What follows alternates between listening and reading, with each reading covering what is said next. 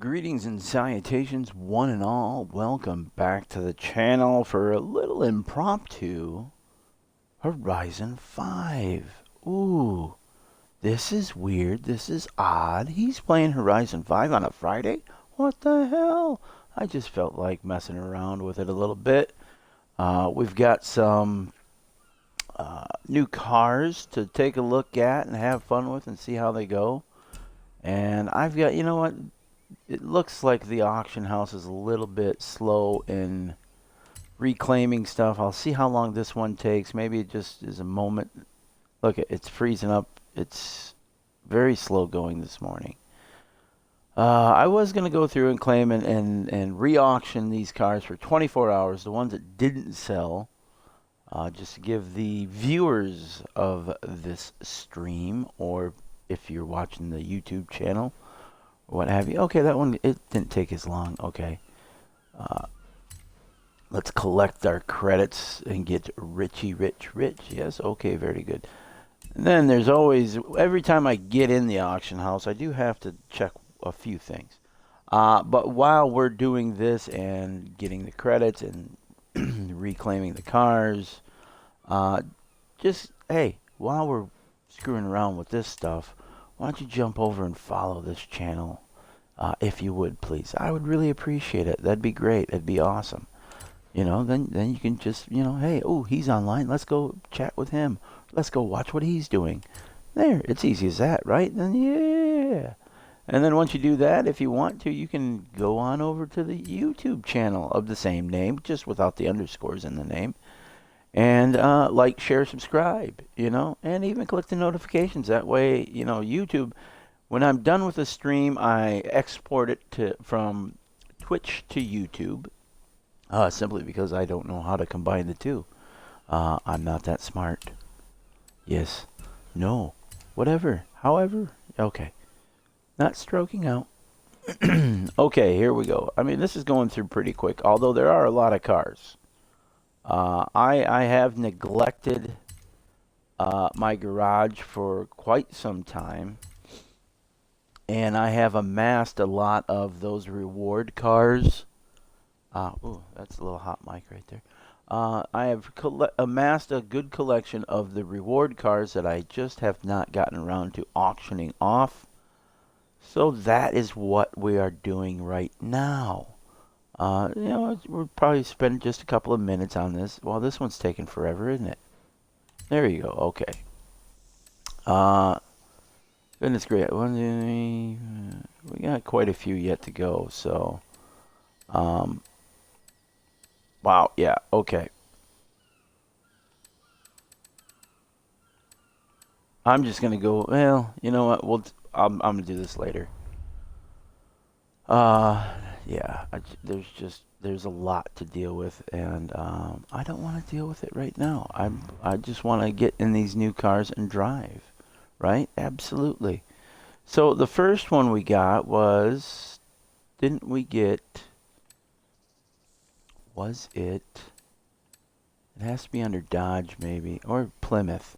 It might be. I think it's under Plymouth, because it was a CUDA, wasn't it? Yeah, I think it was a CUDA. So let's go to Plymouth. Plymouth. Yes, there we go. The Barracuda Formula S. Oh, what a beautiful car. Get in that sucker right now. And let's just take a quick look at it. I mean, it's a beautiful car. Love that front end on it. I mean, I like that. It's sharp. To me, it is, at least. You know, there is one of these. I've seen one of these. It's a baby blue color driving around town. And it is a beautiful car in real life. I mean, yes, look at that. You know, the only thing I don't like, and it had nothing to do with the manufacturers. It had to do with the federal whatever requirements in putting those big chrome bumpers on these things. It's the only thing that drives me nuts about this time frame of cars was the big chrome bumper. I'm hoping that when we go into the upgrades, we can take these chrome bumpers off. Sometimes you can. I did a Camaro the other day that I was really hoping for, and it just didn't happen. So, originally it's a rear-wheel drive car, but I want to have fun with it, so we're going to make it all-wheel drive. Let's see, what are our engine options on this? We've got, okay, the V8, 6.2 V8, 6.7 turbo diesel. Yeah.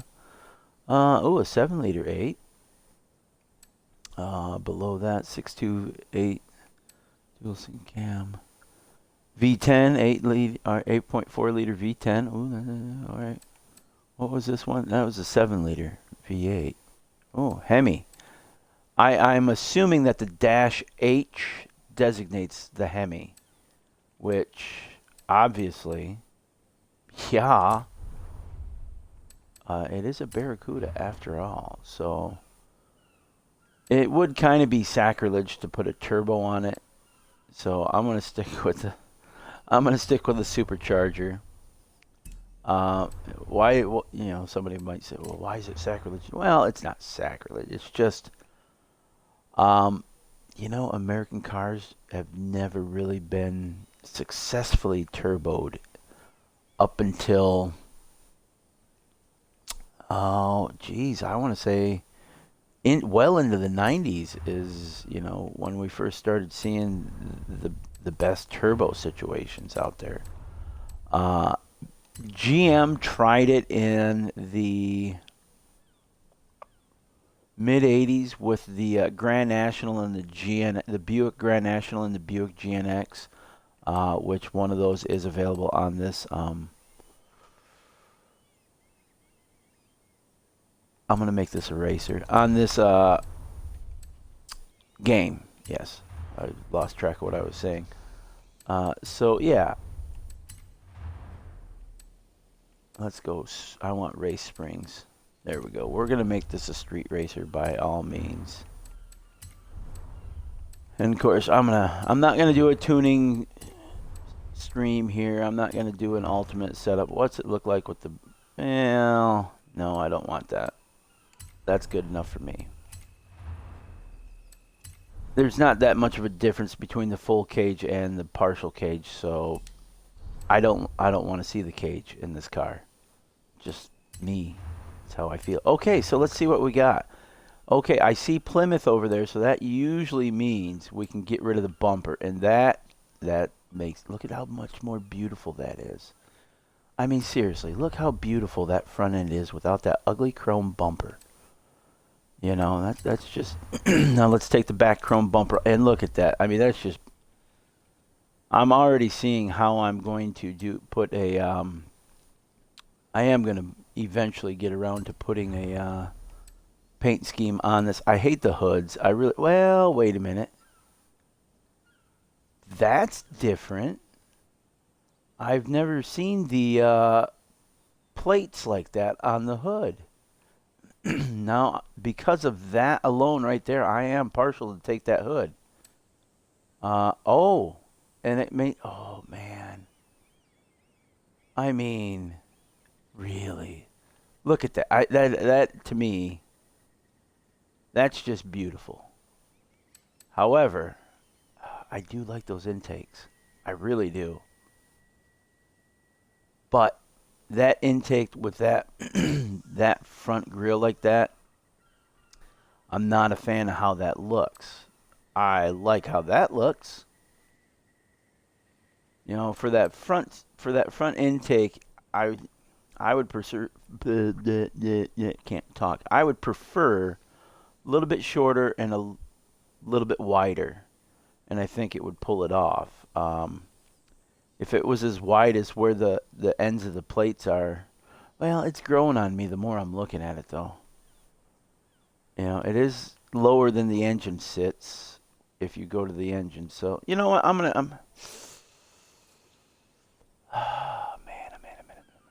Well, how is that going to affect my paint job?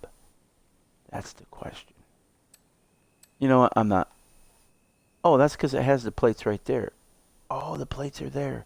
Well, then, you know what? I'm going to keep it like that because I'm already seeing things I want to do with a paint job on it. So we're going to go straight up racing slicks on this one. I'm going to widen the tires out. Maybe not so wide on the back end because it might, well, no, that's all right. I can take that. Now comes the fun part. Let's see what wheels look good on this. Now, usually I like to go to this one here because that's where a lot of the cool, and this is why I would have preferred to do it at the festival site because all the shades and crap and the branches get in the way of this, and it's just, it makes it harder, you know. So you got to find a decent camera shot, and you don't always do that. Yeah, that's not bad. With oh, well, see, look at that. It's that stupid bushes getting away. All right, there, there. Okay, there's our shot. Because we almost get a straight on with the front, and we get a little bit of a side with the rear. So it gives me a better idea. There, right about there is how I want to look at it. I don't know about those. That's more the, definitely not that. I don't want a busy. Although, well, you know, that's got that old style look to it. It's got that muscle look to it. I, you know, I kind of like that. I kind of like that. You know, this one has possibilities. It's just it doesn't do it for me. If they were more cylindrical holes, then I think it would appeal to me more. But yeah, it just nothing's tripping my trigger other than that one thus far. I mean, I have normal ones that I like to use, but I'm giving this car the benefit of the doubt and I'm just gonna go through. Ooh, well. No, that's kind of got. Oh no, that's more that Lamborghini look to it. I don't want. No, that just looks weird. Well, I mean, it goes with the color of the car, but it just kind of doesn't do it for me. And all right, here we go. Those. Oh, that's got some shine on that, doesn't it? No, no, no. Not those four prongers. That's too busy. Well, is it too busy? It just, yeah, it's too busy. I'd probably put those on the Tornado, but just a little too busy for my liking. Okay, nothing in that setup. So let's look at this setup.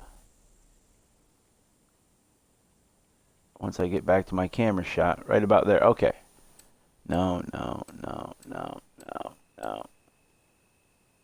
No, no, no. Yeah, these are all your basic, you know, nothing terribly exciting in this. I don't think I ever really utilize this. Although those, I use those every now and then, and those every now and then. Just nothing is grabbing my attention. Well, I use these Oz's way too much. And so I want to get away from that, you know. I want this car to be a little bit more special, I want to put more thought into this car. You know, this is, oh, that's close to what I'm looking for this car. Maybe, well, geez. The skinny spokes are not, yeah, that one's not bad. Okay, let's look at the Specialized. These are the heavier ones. If you need a heavy rim, this is the section to go to. Now, I've always enjoyed these American Racing ones right here. The Outlaw 2, that's a go-to rim for me. So is that one for older muscle cars. That's a go-to, and I might end up going with that just because it does look so nice, especially if you utilize the larger rim of it. It looks a lot nicer. And I might end up doing that as well. Although that first one that I liked in the other category of wheel, I'm leaning towards it. See, these are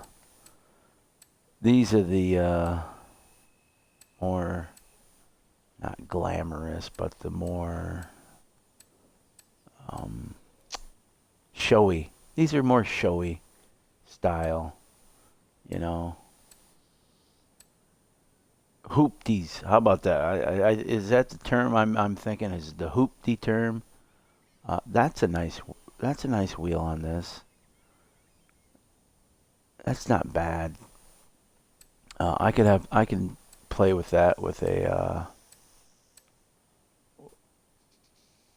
with the oh, that's a different. I don't remember seeing that one before. That would look cool on a Lambo. That would. I should put that on the Urus. I gotta remember that. I think that would look cool on the Urus. Just looking through real quick. Almost through these. So it's in my mind right now. It's a tie between the ARs on this panel of rims or that first one I liked in the first panel.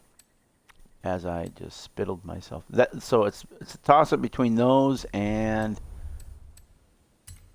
it was on the multi. I know that. Which was it? Those? Oh man. Let me look. I mean, I kind of like that. They've got character to them. I think it was those, wasn't it? Yeah, it was those. I'm pretty sure it was those. All right, so let's take a closer look at that.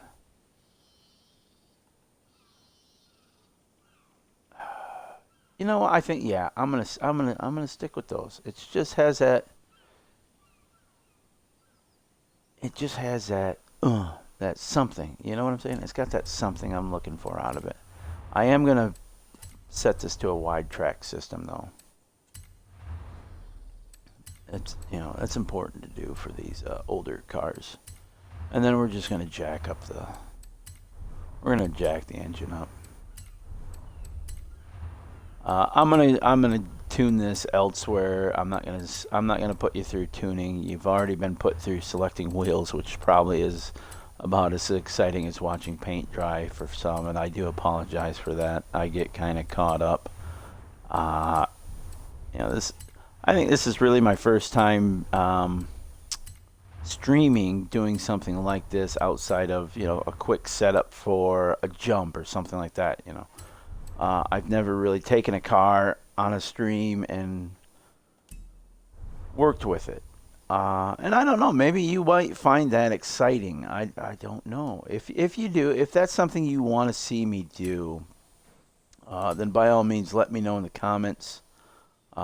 Jump in on the chat sometime and say, hey, why don't you take a car from beginning to end type situation, which would basically be setting up the car, trying to fine-tune the car to my ability to race with it, and if I'm going to put a vinyl on it, then doing that as well. So is that the... Oh, I see this. Chain skill. Second. All right. That's not bad for a chain skill car. Those are pretty decent. Wow. That's...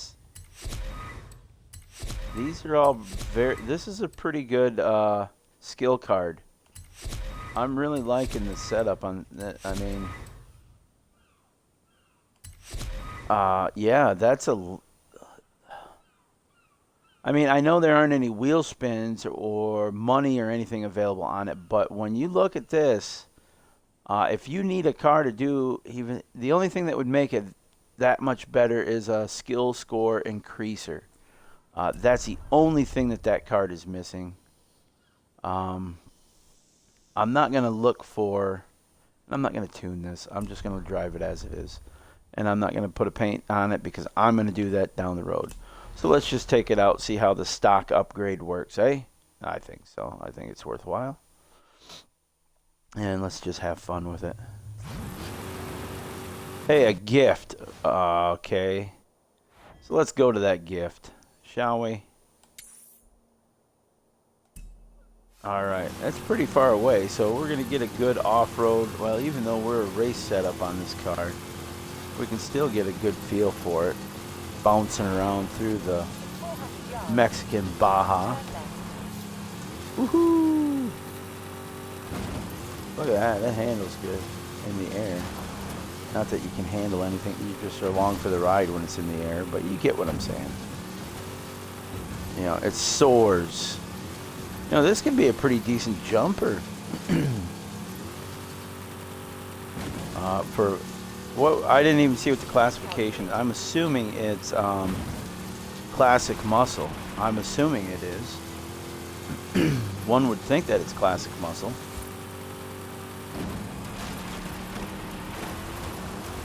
Just racking it up. Oh, be quiet. I should have silenced you a while ago.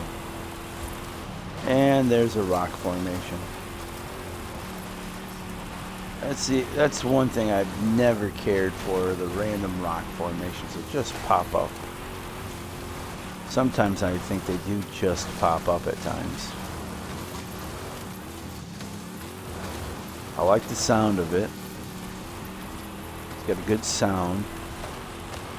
It's got a good look driving. Yeah, I like this. This is a good car. Very happy with what they did with it. And it's got the squared off exhaust on it too, I just realized. Whoop. Stop looking at the exhaust and watch where you're driving. Okay, yes, that is. You know, we're in Rock City right now, so I should be paying attention. Rather than looking down to see if anybody's in the chat or looking down at the exhaust shape. Yeah. Yeah, I'm gonna have fun, whoopsie. I think I'm gonna have fun putting a vinyl on this thing. Whoop, that can't break through that wall. You know, the stock setup on this isn't terrible. I'm gonna have to do a road race with it just to see. Maybe I don't really have to tinker with it all that much. I mean, obviously I'm going to put my brake setup on it, what I like my brakes to feel like. But before I do a race. But other than that, and I probably would tinker with the gearing just to get the most out of it. But suspension-wise, steering-wise, I do like this. I mean, it's, even though I haven't really gone on the street with it, you know, it's for a muscle car that's all about power. It actually has some agility to it, just from the basic setup that you get from your upgrades. It's not clunky like the Hemi-Cuda in this game, or any of the, like the Daytona or Chargers or the Challenger or anything like that. Any of the classic muscle cars that are in the game, they all have a clunkiness, not clunkiness, stiff as hell, because stiff means something a little bit different in racing terminology than stiff as in stiff. Stiff as in stiff is, you know, they don't, there's no play in a, oh geez, oh Pete's, there's no play in a lot of the other classic muscle cars. Very Viper-esque. How about that? That's a good, you know, stock Viper syndrome. I think let's make that a term, stock Viper syndrome. So from here on out, we're going to refer to refer to any car that doesn't like to turn as stock Viper syndrome. All right, let's see what this gift is, shall we? We got an idea what this car can do off-road, even when it's not set up for off-road. I like that in a car. It's very versatile. That's a good word to use for this car.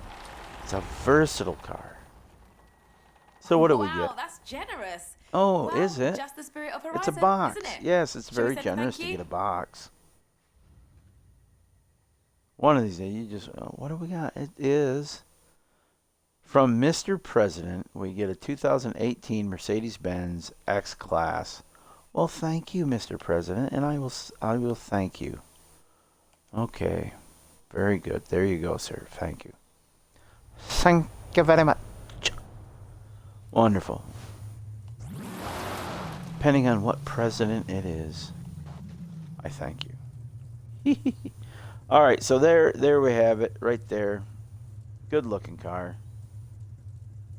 Even when it's dirty, it's a good looking car. Let's see where we can go with.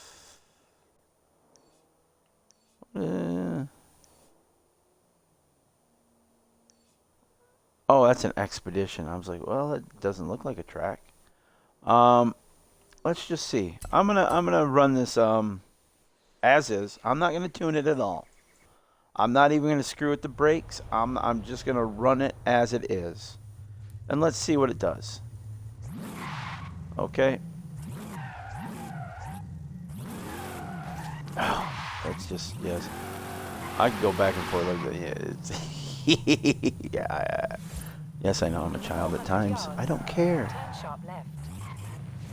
There it is. Right in the middle of the... There we go. It's just a randomized sprint. I don't care. Let's just have fun with it.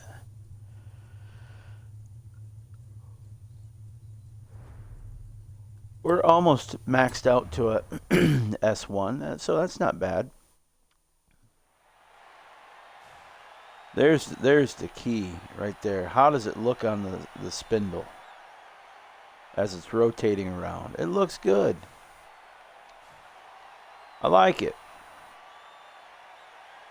Those wheels make it look a little bit different, and I like that. Adds a little bit more character to the car, I think.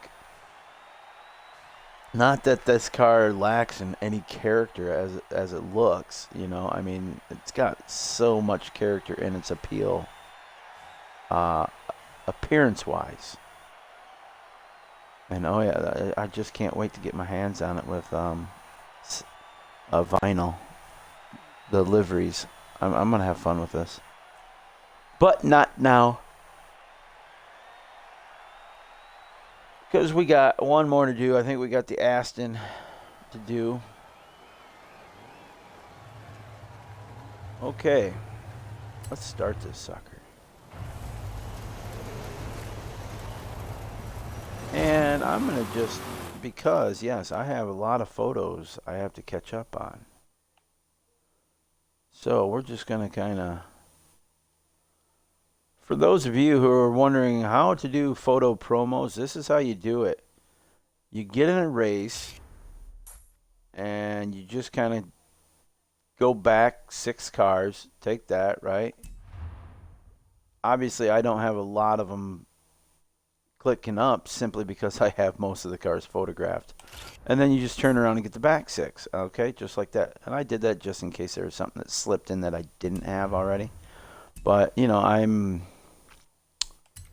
I do have quite a few of these cars photographed.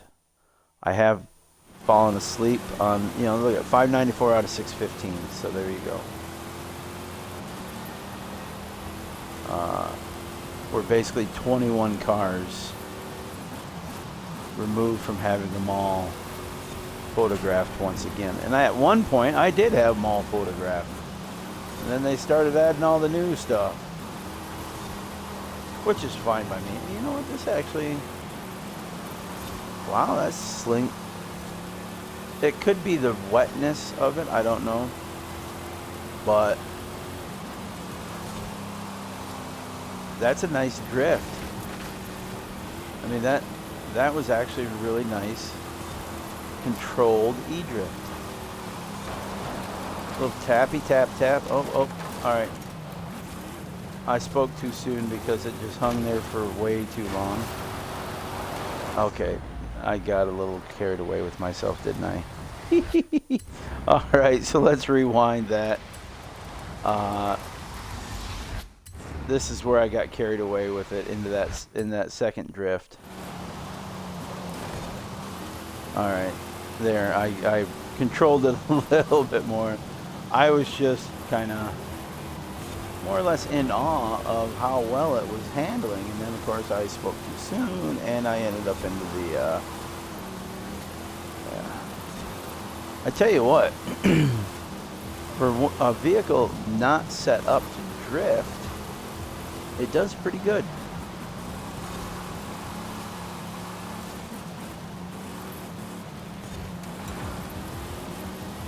It doesn't do good enough to maintain a drift through that whole corner, though. Or maybe I'm just not skilled enough to do it. I mean, there's certainly some YouTube racers out there that probably could pull that off. Mr. Song being one of them. I mean, I've seen that guy. He's pulled off some wild drifts in these games over the years. My hat is off to that gentleman. I love watching his drifting videos. They're fun to watch. He's very good at what he does. Although I am curious, though, and I would put this to him if he's ever in this. Of course, I don't know where he's located at, but he does have a bit of an accent to me, so I'm assuming he does not live in the States. If you ever come to the States, my friend, let's get you out in a real car to see how you do in the real scene. Maybe he can do it. I don't know. If he can pull off drift, well, of course, obviously, there's some things you can do in a video game that you can't do in real life. But if he can drift in real life, then please come teach me. That is the one skill I am lacking in real life when it comes to racing and driving vehicles. Is I've never been taught how to properly drift.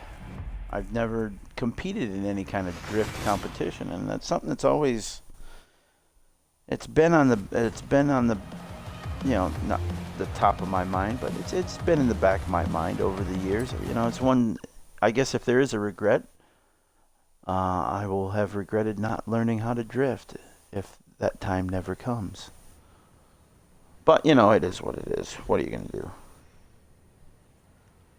You're going to clean the sleep out of your eye so you can see. That's what you're going to do. All right, so there you go. That is the Barracuda. And that was a very well done. I mean, hey.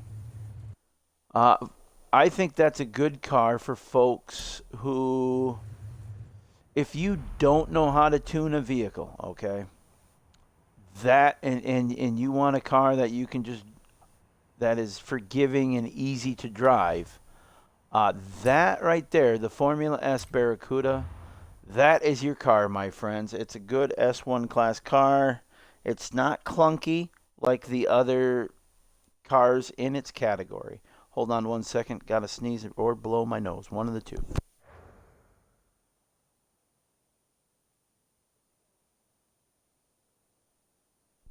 Sorry for that. Hopefully that did not come across the microphone.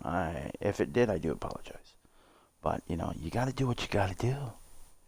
You know, all these temperature changes and everything lately for me, it's just got my whole system gone wonky. Wonky. I like that word, wonky. All right, I think the tea has steeped enough. So there we go. Get rid of the tea bag. All right, here we are. Oh, so there we go. The Plymouth, that beautiful car. Let's look at next. I want to look at the Aston that we got last week. Where am I? Oh. That one right there. Did I? No, I did not upgrade it at all. So let's see what we can do with it. Do we make it a racer? Do we make it a off-roader? This is the question I have. You know, there's a good part of me that just wants to turn it into a racer. I really want to turn this into a racer. But another part of me really wants to turn it into an off-roader. You know what? First let's turn it into an off-roader. Yeah, we're going to turn it off-road. Let's see what our engine options are. We got a V10. We got a 12 twin turb. We got a 3-liter 6 twin. Really? I'm digging that. And a racing V12. Let's go with, okay, let's do the 6. It's not always I go with the top engine on these things, so yeah.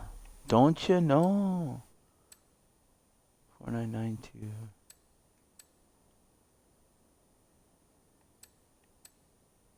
Oh, well, no, this is the, okay, so the 8-speed is the one that gives you the best on this one. Usually I'll go with the 7-speed or the basic race transmission, and we're going to take the, okay, so we've got rally, drift, sport, and race. Let's put the rally differential on it, because that's primarily what I'm doing I'm going to do a rally setup on this thing. So we want the rally springs on it. You only get 2 choices, kids. And take the weight off it, and then put it right back on. Really, the modified cage, look at that. The modified is a cage. So I might as well go with the full-on weight. Might as well. You know, if you're already getting a cage on it, jeez, oh, Pete, yeah.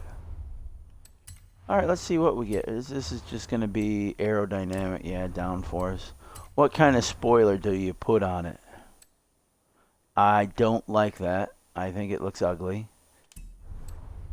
So off you go. Anything that screws with the line of the car or does not add to the appeal of the car is no bueno. Off-road compounders, you bet your bippy. We're putting big old mud gripping tires on this thing here. Yes, we are. And then we're going to put a gun rack in it. Yeah. So we can haul around our guns. Now, remember those wheels I said would look good on the Lambo? I'm thinking they might look good on this AM. And they were in this panel. On this side, I think. Probably there. Right there. Those. How do those look? I mean, that I do like that look. You know, I kind of like that. If I put like a matte black finish on the vehicle itself, oh, lovely, lovely, lovely. I may have to have a moment alone. I might have to put this on pause. No, I'm joking. It's all we get. Oh. So all we get with this engine to upgrade the engine is the turbo. All right, let's see what the numbers are. The numbers are 8.5. The handling sucks, but it's an off-road, so 8.5, 4, 9, 10. Let's see if we can do a little bit better engine-wise, shall we? Let's drop down to that. Let's see what the Racing 12 gives us. 8.5 was the speed rating to beat, right? Yes. Okay, so 8.5 was the speed rating to beat. We don't get to change our flywheel, so which doesn't matter because it is an off-road. We're already at 8.4 and 5.0, so we're already better The only thing we're not good on is the launch and the acceleration. Because I believe that was like a 10-9 situation. But that's okay. We're right back to 8-5. We're right back to 8-5. We've got a little bit better handling. The launch is ridiculous. Okay, so it doesn't have a good launch on it. Oh well. I'm going to try one more engine. Just because there's always that sleeper. Oh, I didn't mean to do that. That sleeper engine. Let's try this. The handling's already better.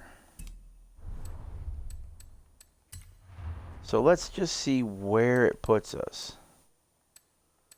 Okay, this one, it does give us the flywheel. Okay. We're already better off-road. Well, now we're right back to not being... Okay, never mind. Okay, we're back to the acceleration and the launch setup with the 6-cylinder.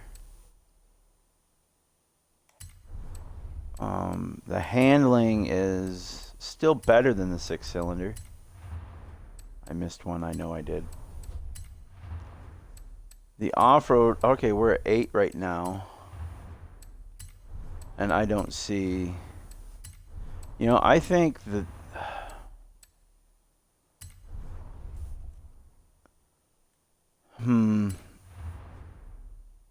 The hand... See, that's...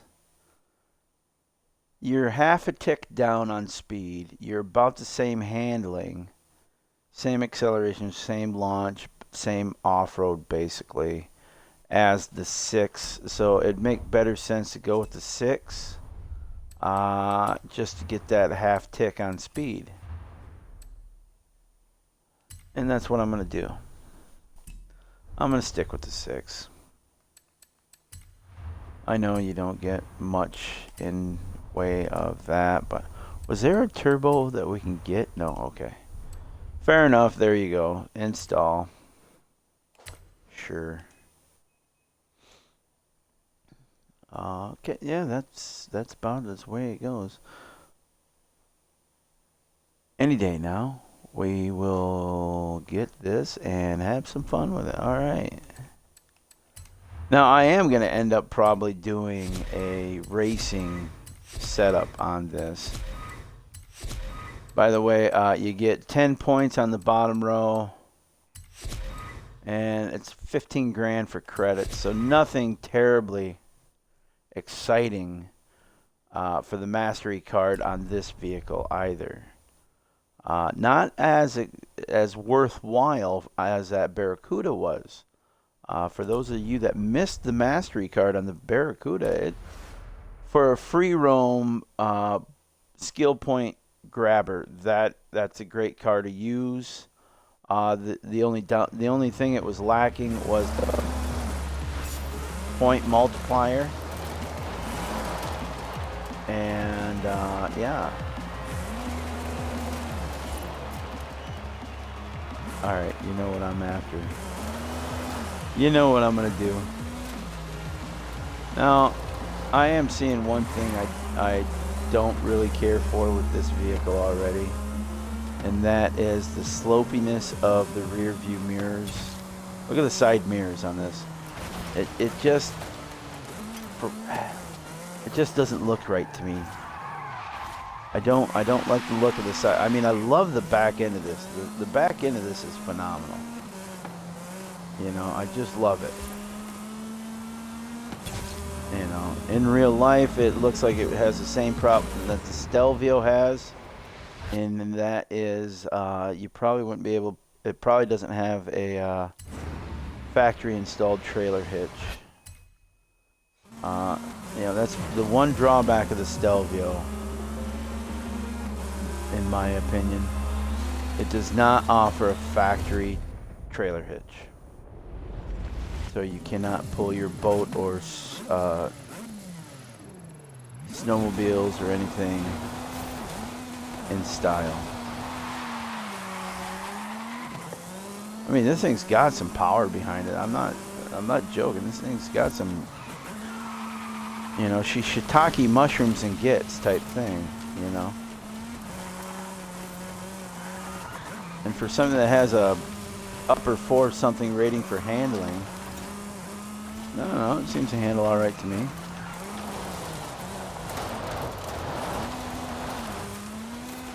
Let's see how it does in water, because this is an off-road, so you got to make sure it does good in water.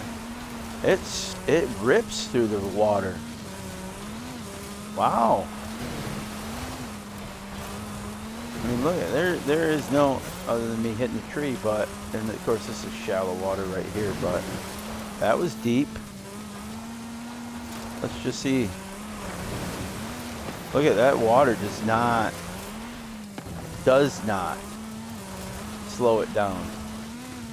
Now there is one off-road course that I know. It's the off-road course over here somewhere.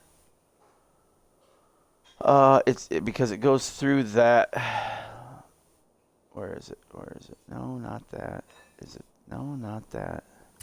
All right, let's do this. Let's just take it off. Dirt racing course. It's not off-road. Dirt racing course. Let's see. Is it this one? No. Huh. I could have sworn there was one that went down and around there. No.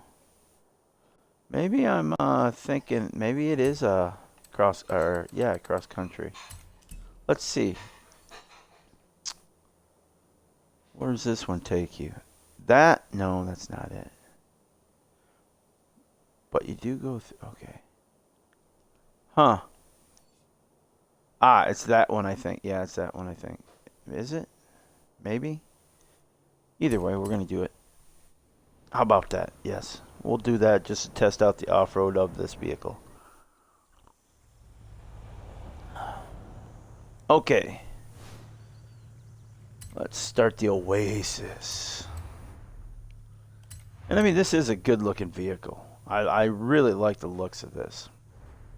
Except for those mirrors. That's my only complaint with the appearance. I like the front end of it. I like that Aston Martin front end on it. It looks cool. It looks mean. But it still has that sexiness to it. The lines are really good. You know. Yeah, it kind of has. Basically, if you took the Stelvio, put the Aston Martin front end on it, and gave it a little bit more of a sportier look to it, that's pretty much what you get. Is what they did is they took the Macon. It looks like they took the Macon, the E-Pace, and the Stelvio and kind of merged them all into one beautiful vehicle with really weird looking side mirrors.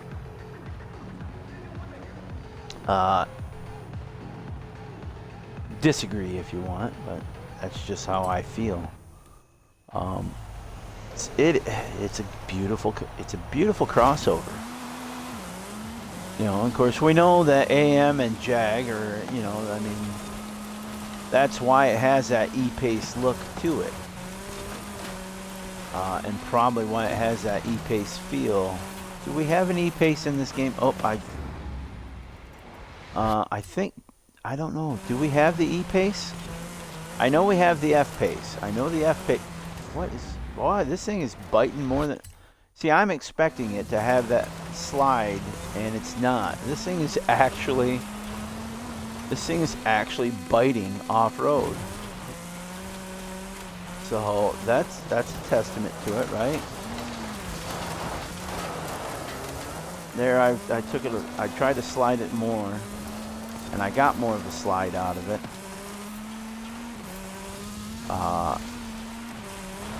When you get into that bigger slide, then you do tend to lose the control and it doesn't bite as much.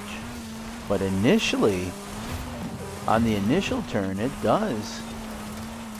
It does its business.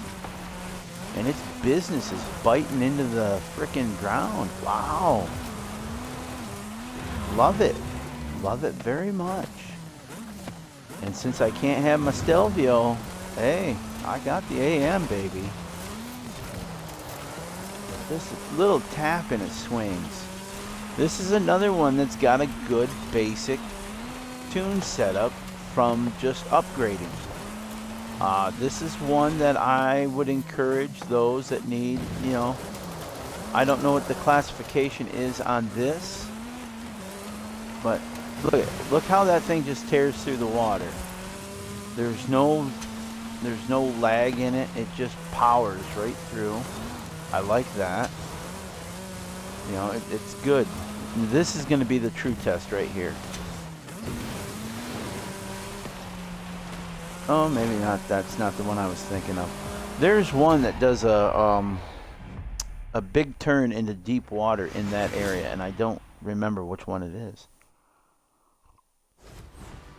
But there you go. That's the AM. Wow, and that was very well done. I will say that. That was a really nice setup. Yeah.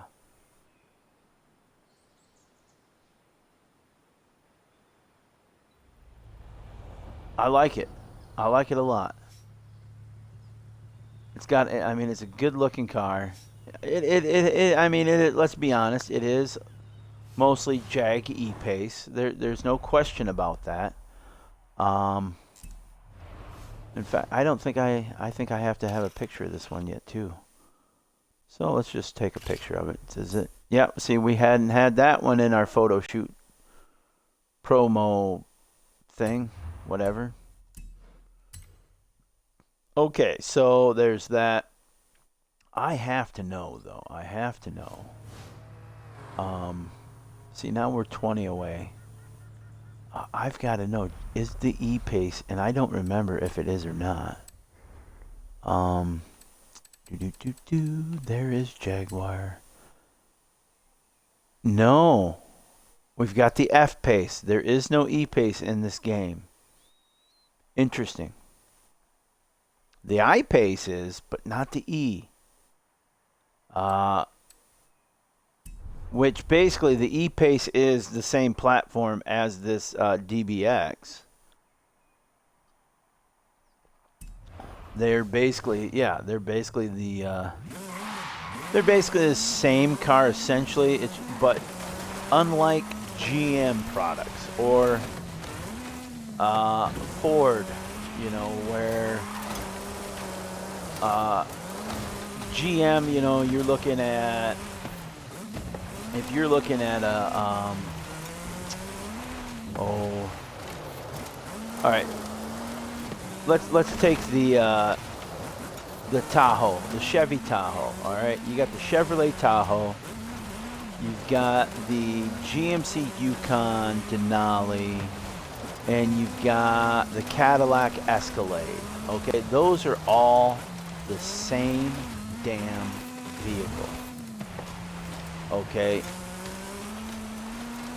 the only difference in those vehicles is the badging and maybe the type of wood trim that you would get, or maybe the type of leather that they use on the seats.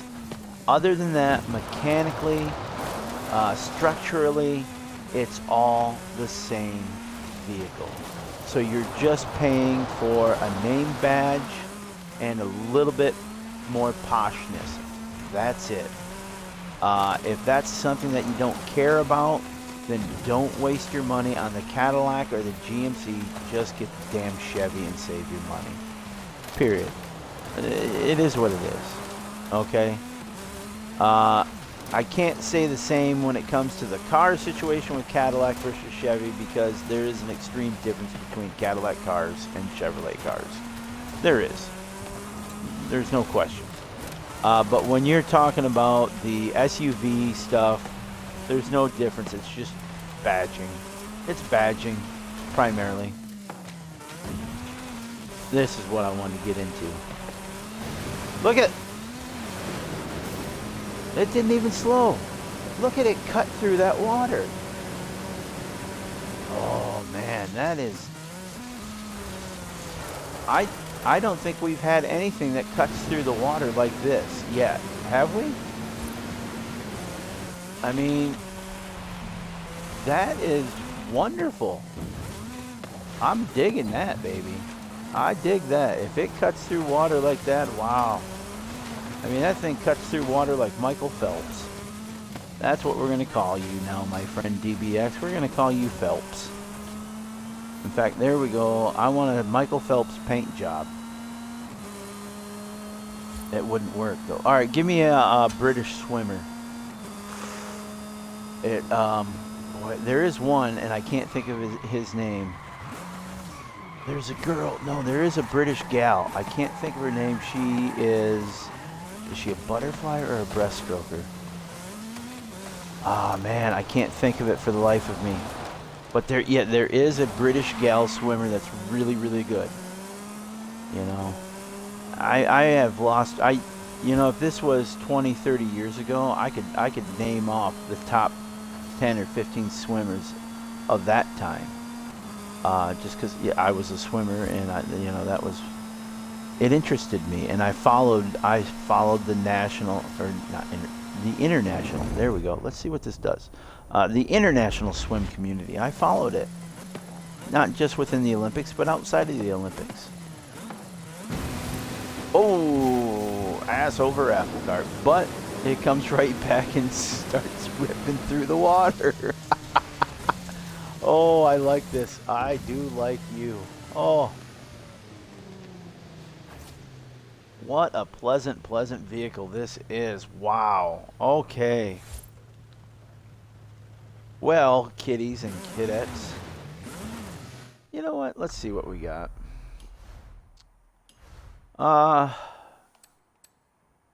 Let's look at the message center and see. We got 2 new pieces of news to go over. The 2019 Brabham BT62. Will you rise to the challenge of maintaining the speed and power of what's called the world's most track-focused hypercar? Really, the most track-focused. Okay. Built for the driver who strives to challenge themselves. As company founder, Sir Jack Brabham, did when he started racing in Australia in 1948. So he's an older chap. The BT62. I'm sorry, but that's a little close to the band B52, isn't it? Isn't it? I mean, think about it. I mean, somebody, when this car becomes available, I'm putting this out there. Somebody put a Love Shack freaking paint job on it, would you? Yeah, okay, back to the BT62 honors his 70-year racing heritage by focusing purely on the behind-the-wheel experience. Push it to its limits in Forza Horizon 5. Hot Wheels, July 19th. So, again, we hear of another vehicle. So that's only telling me, so either A, we're going to have this mass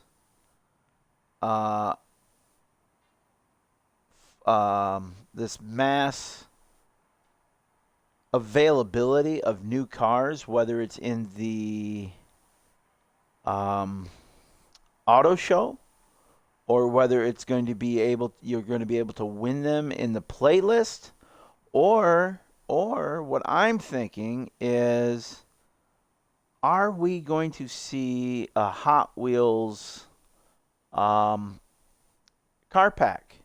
That is probably more likely than anything. With all of this talk of all these new... Look, all right, well, that was... Yeah. But, I mean, there you got the F5 Dually is coming. You know, that Yokohama Alpha, there you go. The Hennessy Venom F5, you know, and now we've got this BT62, and then what's this one? The 2012, the Rip Rod is coming back. Is it a buggy? Is it a hot rod? It doesn't matter what you call the Rip Rod, because Diminutive Hot Wheels ride is ready to shake things up on any surface. Equipped with a souped-up 100-horse two-cylinder motor. Yeah, souped up. The Rip Rod is designed to thrill. Super lightweight tube chassis, pro-built machine with tricked-out suspension, ready for any terrain. I remember the Rip Rod. I like the Rip Rod. The Rip Rod is fun, and yes, it was a good little racer that I like to use on Horizon 3. I did enjoy using it in Horizon 3. So I'm excited to see that that's coming back. Again, I gotta think that there's going to be a Hot Wheels car pack coming out soon. My payouts are pretty dismal. Livery designs, okay, very good. No kudos. That's a damn shame. Come on, people. If you're downloading the designs, just give them a like, for crying out loud. It's not that hard. Oh, I'm sorry. I missed somebody in the chat. Oh, I'm new how. Cat. Okay, would it be Cat Devil or Cat DeVille? I like DeVille a little bit better, but that's. The Rip Rod, Dooley Mustang, National, it's already in the game. That somebody else said that a couple days back. I think Brian said that in. Yeah, that they were available in wheel spins, but I haven't seen them. And let's look at the wheel spins right now, shall we? Well, that's certainly not one. I have not seen them, so I'm taking everybody's word for it. Let me think. Let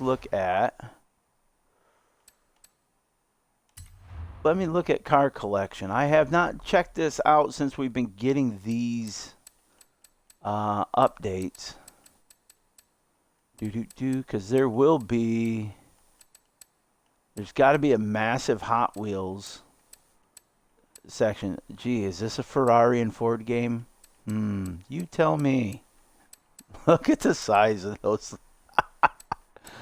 Okay, so here we are. Let's see. The Hennessy, nothing added on. So, but if it's a Hot Wheels Hennessy, then that's, so Hot Wheels. Oh, okay, so here we are.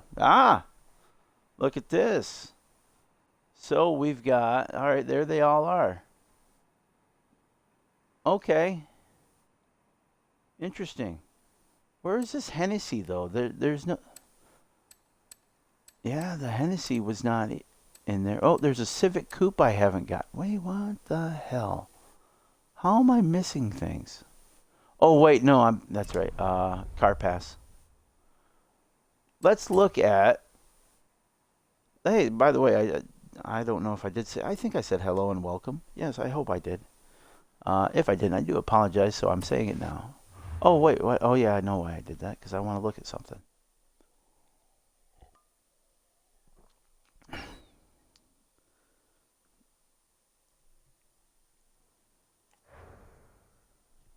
Grandpa had a Cadillac DeVille. You know what? I mean, how many of us had grandpas with Cadillac DeVilles? We all... My grandpa had one, too. That's all my grandpa drove was Cadillacs. And I never understood it. I think, it was more of a image thing, I think. All right, let's go down to here. Because if I can buy these, I'm going to buy them, but I can't. There's just the Bone Shaker available. That just grinds my gears. Pun intended. Oh, okay. So what about this Hennessy? Let's look at Hennessy real quick. No. Okay, let me think. So that would be, is there a car pack? Nope, they don't have anything saying there. They haven't updated the car pass beyond next week. So, which is weird because this is the 3 of the 4 weeks of this series. Normally, and this is something that I find very weird. is that normally when you get a new series like Series 9, you get the next 4 vehicles in the car pack. So like these 4 vehicles on my screen right now, that was Series 8. When Series 8 came out, these were already there and you knew exactly what was coming. So we go to Series 9, the DBX, which I just was driving, and everybody sees how much I love that. That's week 1.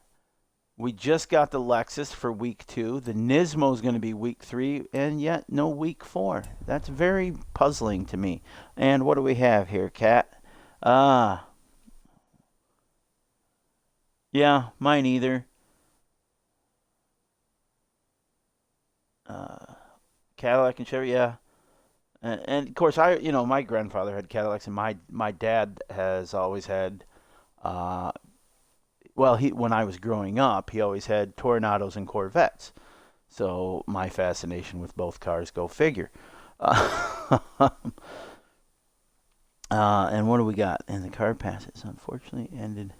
Oh, is that the okay? All right. Well, there we go.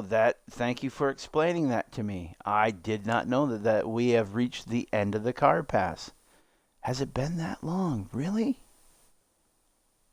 Those always go by so quick. And that's a shame. I enjoy the car pass because I enjoy getting a new car every week. Just for the fun of it. But I will say they've been grabbing at straws, so to speak, over the last few weeks. Although I am very pleased with this edition of the DBX. I love this car.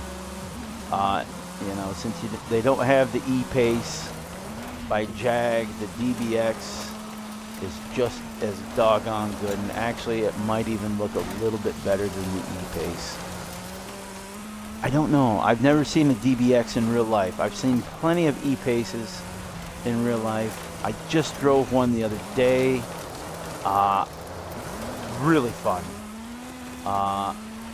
Do I rank it over my favorite of the crossovers, the Stelvio? No.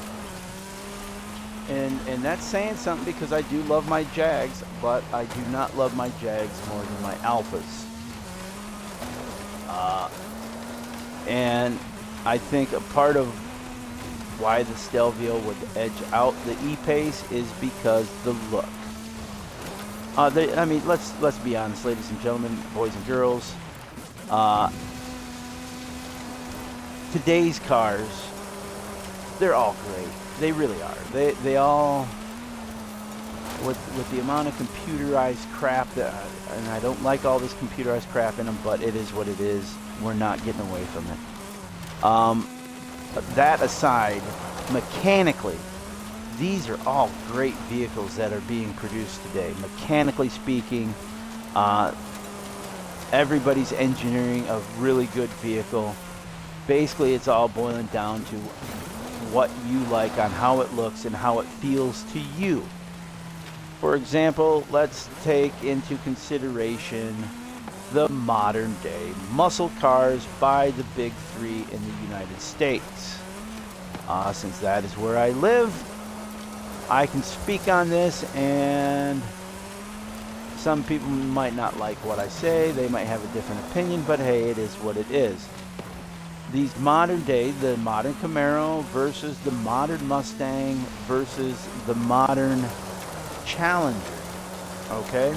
Those are the 3 big dogs of the American muscle car group right now. When you look at all 3 of them, everybody's going to have a different opinion of the look. Okay, some might like the look of the Camaro, some might like the look of the Challenger or the Mustang. Looks wise, if I'm just looking at them, I was up until the recent body change of the Mustang, I was in the Camaro camp for the look of a car. But now with the slight changes they've done to the Mustang in the last couple years, I really like the look of the new Mustang. It's a perfect marriage of modern with the classic look, and I love it. That said, the Challenger is probably my least favorite to look at. Okay, which is probably why they brought back all those wild colors from the 60s and 70s, like the Sublime and the Purple Passion and all those. Now, to just sit in a vehicle, what is the most comfortable vehicle for me? I am, I'm a very broad-shouldered individual, so I need shoulder room, okay? I like my shoulder room. I like my elbow room, I do. So what is the most comfortable of them to sit in? Well, I'll tell you, the most comfortable for me actually is the Challenger. I think it's the widest of the three. So if you need shoulder room, the Challenger is going to give you the shoulder room, the elbow room that you want. However, that being said, the best stock seat, I'm going to give that to the Mustang. The Mustang seats are probably the most comfortable seats of the three. And then overall drivability, because I've driven all three of these vehicles. I've even taken two of the three around tracks.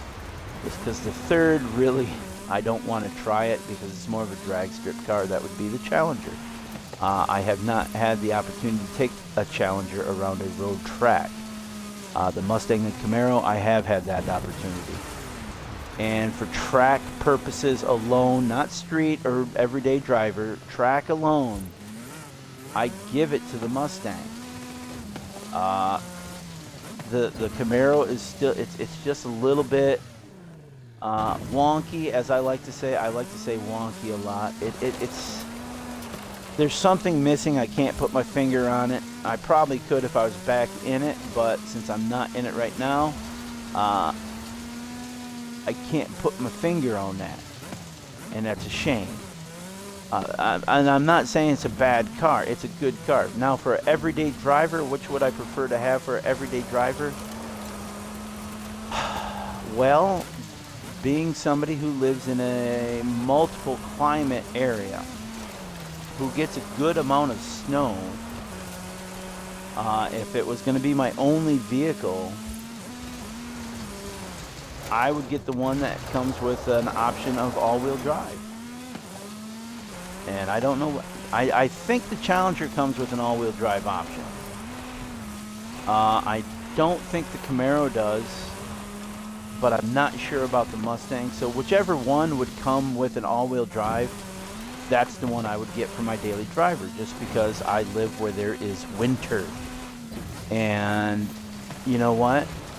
When I was a young lad learning to drive, yes, I drove rear-wheel drive car in winter because that's what you had. And it is what it is. The cheap cars were always rear-wheel drive, and that's what you had, right? So, and that's how you learned how to drive, rear-wheel drive in winter. And you know what? So I can do that, but I don't want to anymore because the technology is there. The technology is there to where I don't have to put up with rear-wheel drive in the winter. You get what I'm saying? I hope everybody does. Oh, what you got? All right, what do we got, Kat? Let's see here.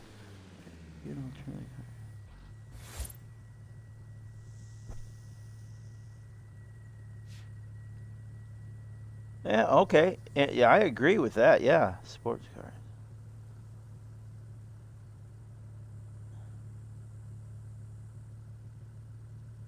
Yep.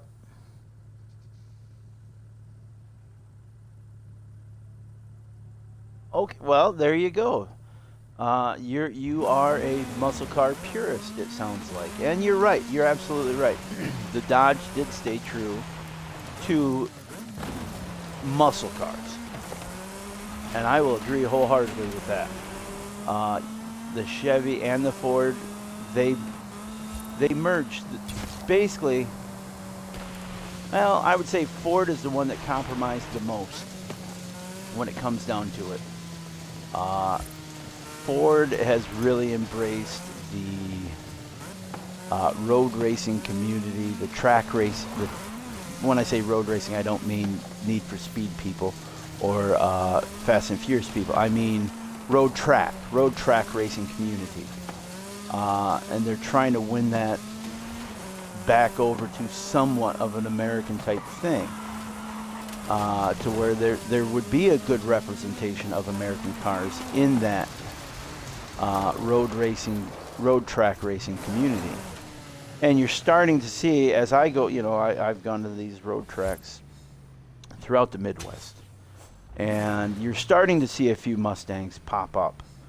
I don't think I've seen any new Camaros or anything.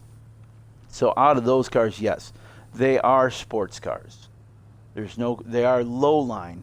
I don't want to say that, no, because that's taking away from the machines that they are, because they are all great machines.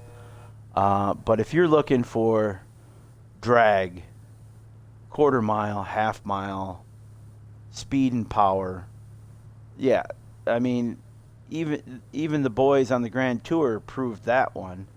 Although they kind of made fun of it with the whole Demon edition of the Challenger, and having to redo everything.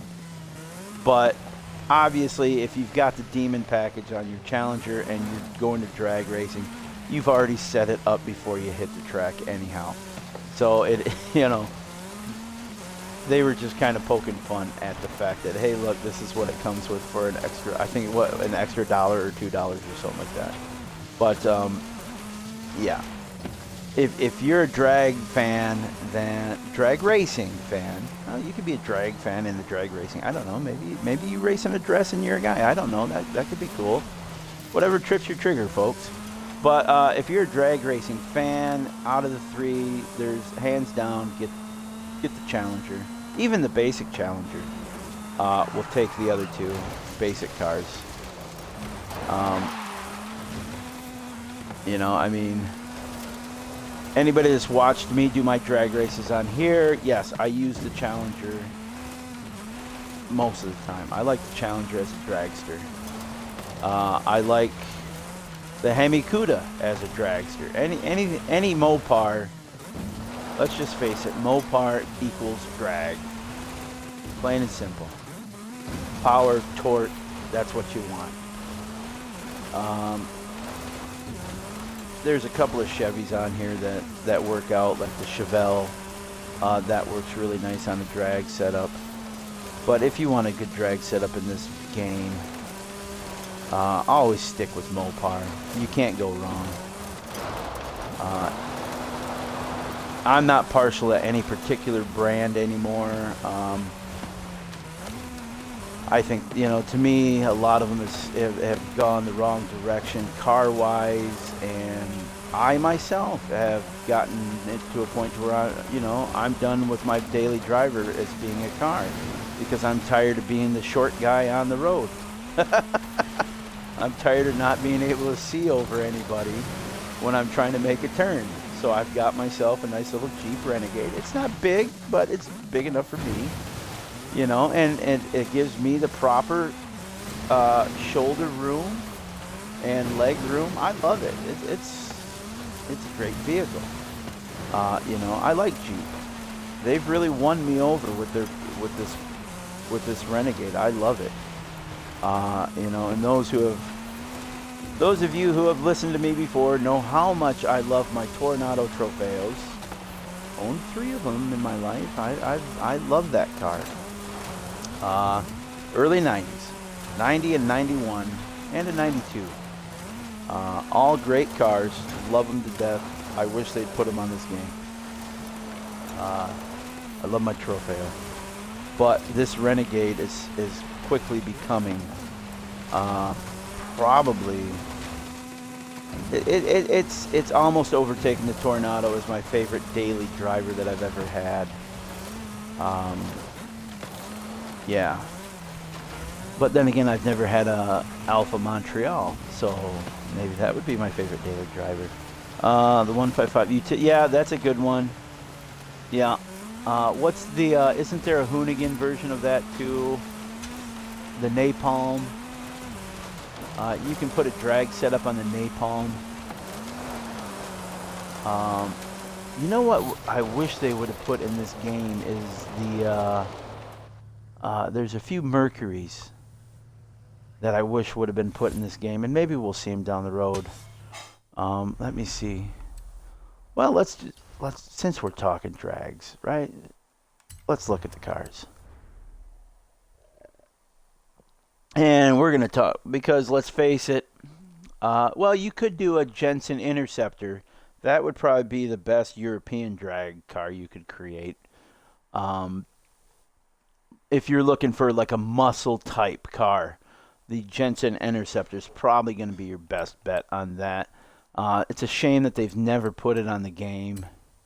All right, so here we go. There's our modern ZL1 right there. That's the base model right here for ZL1, yes. And then you got the 1LE, which is a little bit more. I think the 1LE is what the Exorcist is based off of. I think, unless it was a Z28, I don't remember. But now we're gonna get into right there the Super Sport. Love that. That's a great drag. The Camaro, you know, the Camaro looks good, but that is a better dragster.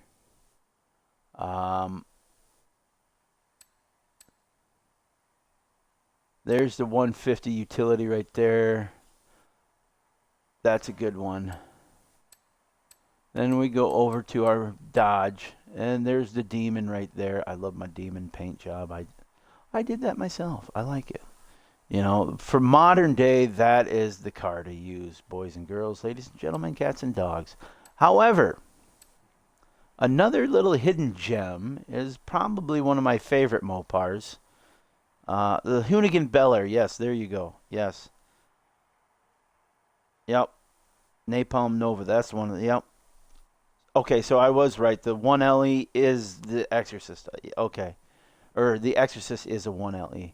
But the Magnum, the SRT8, I love that. That you can put a good on this game. You can put a good drag setup on that one, and you know it is what it is. And then there's the clunky Vipers. Well, oh well. But then right here we get into any one of these five. Any one of these five can be a great drag, especially the Dart. What was it? Was it Horizon 3 is when they introduced the Dart, and they haven't changed the car since they introduced it in 3. And it's always been the top dragster. Any tune that I've come across, or anybody that I've come across in game on YouTube videos or anything like that, they all love this Dart. They all have great tunes on this Dart, and it's a great one to have. It's a must-have if you're going to be doing drag racing. Period. If you're doing classic muscle. Okay, and then we're going to take us to Ford. There's the modern Mustang, and okay. I'm going to get in this just because. I didn't want to do that shoot. Oh well, never mind. No, actually, we can look at it in real time. I mean, it's just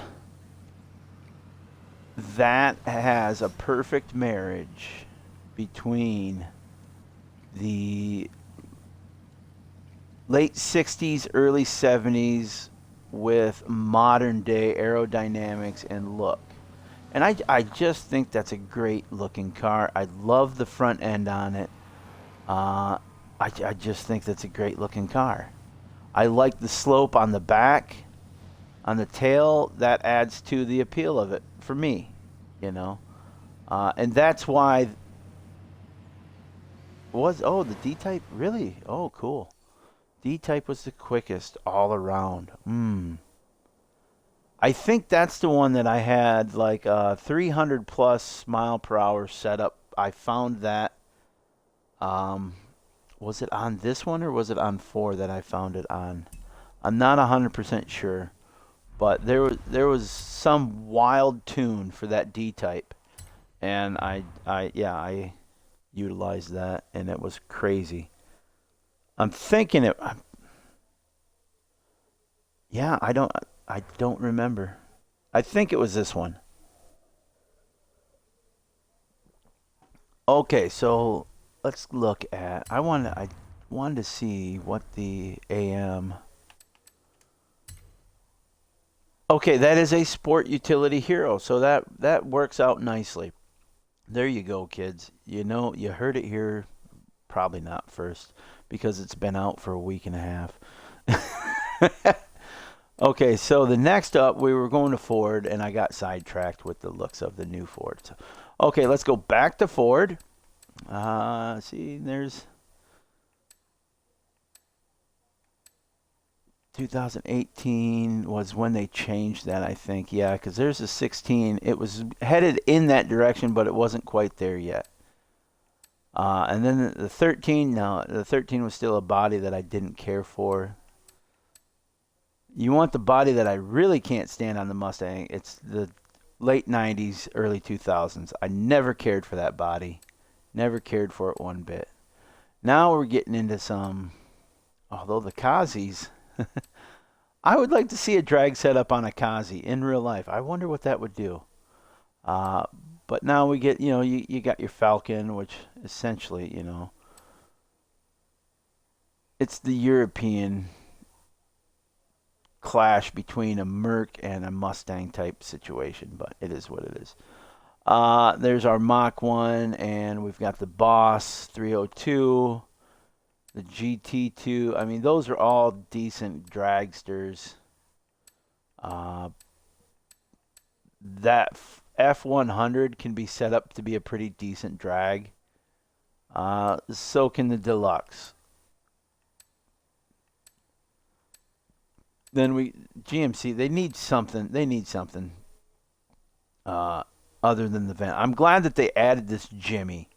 I have been screaming for either a K5 or a Jimmy that wasn't a Hoonigan or anything like that.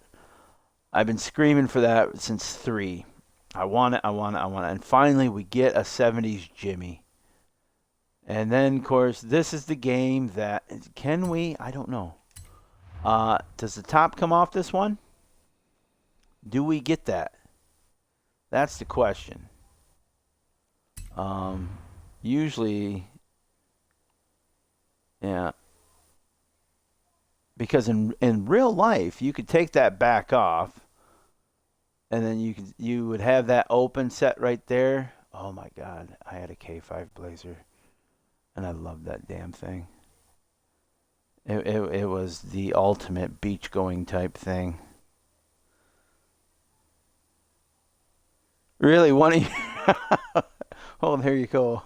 First time on the stream, and I insult your dream car. I apologize. No. Everybody has their own likes and dislikes, I mean, my childhood Mustangs were the 70s Mustangs, it's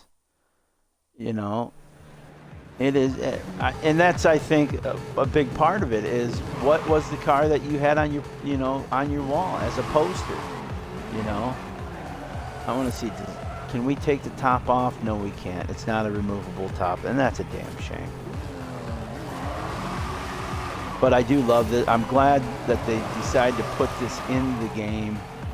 It's been a long time coming, in my opinion. We got in Horizon 4, we did get a tease of it.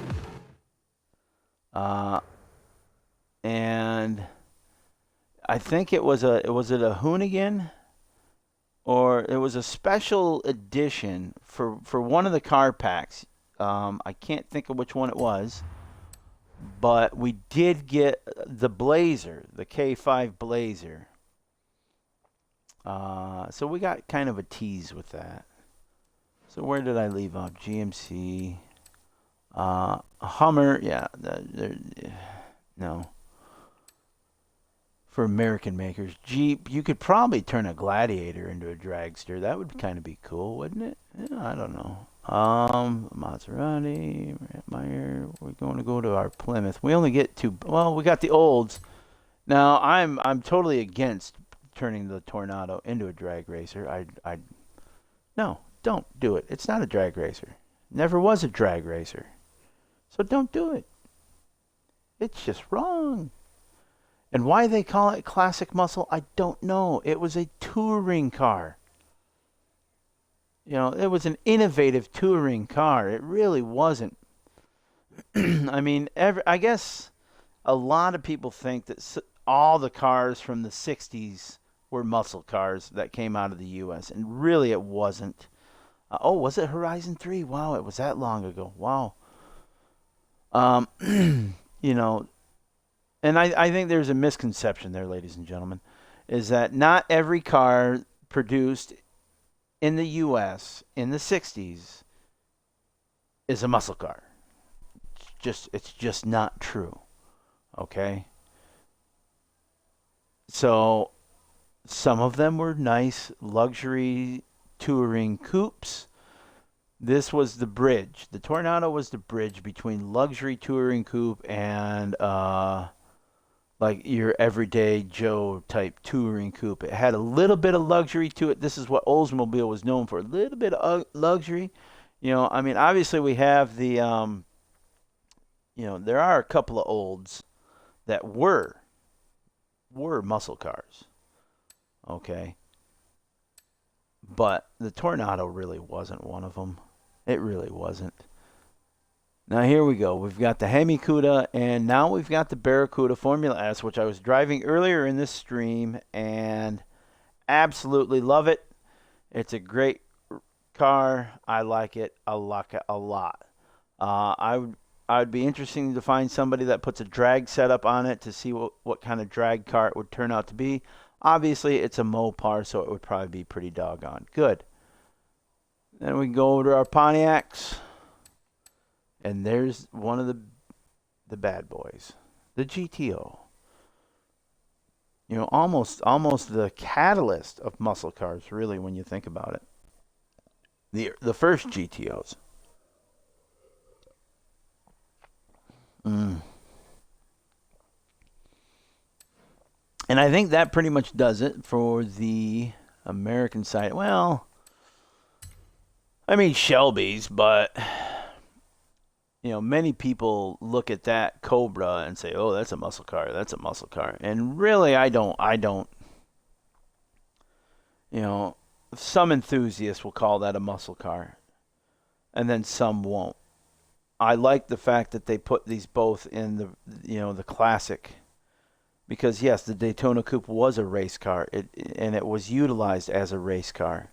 So it is a classic racer. And you know what? A rare classic, yes, because to find one of these actual, not a kit car, not a replica, but the actual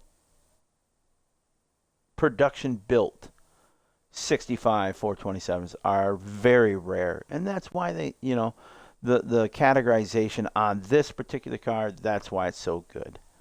Exactly. There we go. Okay. Enough schooling for the day, I guess. Yeah. There is one more car that I haven't gotten into that I need to get into. And I want to get into. And that is this little bugger. Hey, look at that. The controller batteries are low. Well, piss off. That's why I've got my handy dandy little charging cord that I can plug into. If I can see the stinking port. Hopefully that takes care of the situation. Right. I dig this car. I really dig this car. I like it. It's just, this is what a Hot Wheels car should be. It should just be cool. When you look at it, you should just say, it's cool. You know, and that's what it is. It's cool. I'm going to see. I'm not going to tune it myself. I'm going to see what's out there. Let's see if any of my favorite folks have. Okay, Ellie's got one fully loaded, it looks like. All right, that's a racing one. because it's got the oh no, it's got racing slicks but a rally suspension. Interesting setup. Interesting setup. What do we got here? Poop in hand.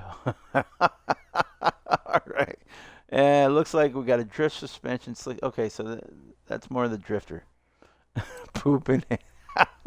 Some of these gamer tags just crack me up, man. There's somebody I already like. Chicago Bulls 2020. Well, all right. What do we got? That's a drag setup. That's a drag setup, huh? All right. Let's take a look at this. Since we're on the topic of dragsters, let's look at this. Let's give this one a go, just to see what this can do. Because I drove this. Was it the whatever? I think the Rivals. The Rivals was this car, and driving it on the Rival thing for the Series 9, I did like it. I did like it. So let's see what this car can do with a drag setup. And Elliot was the only one that I usually use that has a setup for this car. I'm quite surprised. Obviously I have to do this. All right. Now, what else is offered on this particular one? We've got near miss score, 15% on event. 2 times. Oh, the multiplier is 2 times faster. I dig that. Pass. Skill chain are 20%, 10% more from in a convoy. Well, since I don't do convoys, that doesn't do me any good. So I'm just going to leave it at that. Let's do this. And I'm assuming, I'm just looking real quick on this. We'll see what comes up on the top ones. I'm assuming that, oh wow, I was expecting to see a lot of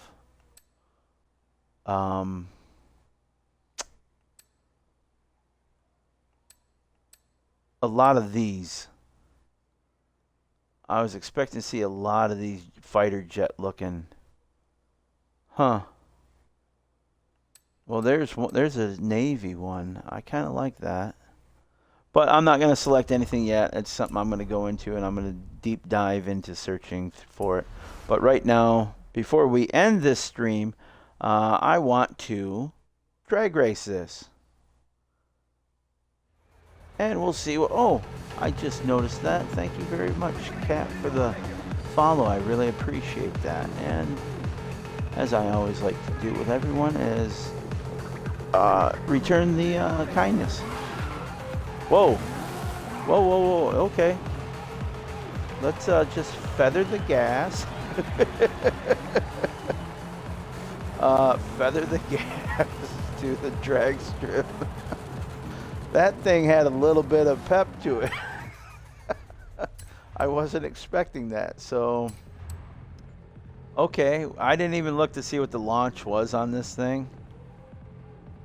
But I'm thinking it's pretty intense. So let's see what its control is like. Yeah, I will agree with that. In fact, I think that is the paint scheme I have on my Revention is, I think there's a stealth bomber one out there. No. There is a fighter jet one that I picked on the Revention. I think the Aventador is the one I put the stealth. Pretty much any Lamborghini can look good with a fighter jet paint job on it. Obviously, well, of course, they don't have it in this one. They had it in the last Horizon. The Yalpa, which is my favorite Lamborghini, that's the one I'd actually own. Ooh. Look at that bounce. I love it. I love it. Broke 200. Wow. All right. That's a good tune on that. I like it. That was pretty decent. Okay, it's 14, so it wasn't that fast. It felt like it was quicker than 14 to me, though. It really did. That's a shame. I want something that's quick, quick, quick. However, now doing that, let's give it a little bit more room, shall we? Let's go to the airstrip. I want to give it more room. This car intrigues me. It really does. Since I drove it on the track for the rivals, it's really caught my attention, and it's surprising that I haven't played with it yet. Look, I love the bouncing. It doesn't do a full-on wheelie like you'd want it to, but it does just enough to get you giggling. Oh, I'm a little bit over. Can we get the backflip? Oh, we're gonna get the back. Oh, no, we didn't get the full rotation. Oh, that's a shame.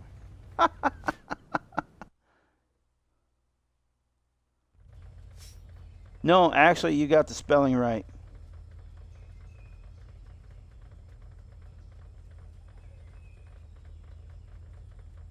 And you're absolutely right. It is.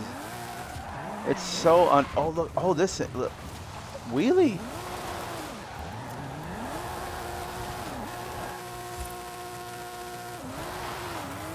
Oh, I thought I was going to be able to get another wheelie out of it. But that I love the look of the Yalpa because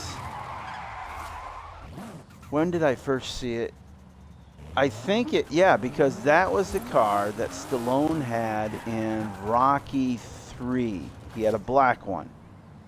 And up until Rocky 3, the only Lamborghinis I knew were the Miura and the Countach.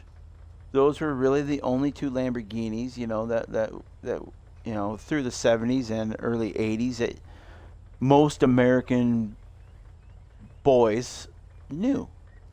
We all had the Countach poster on our wall.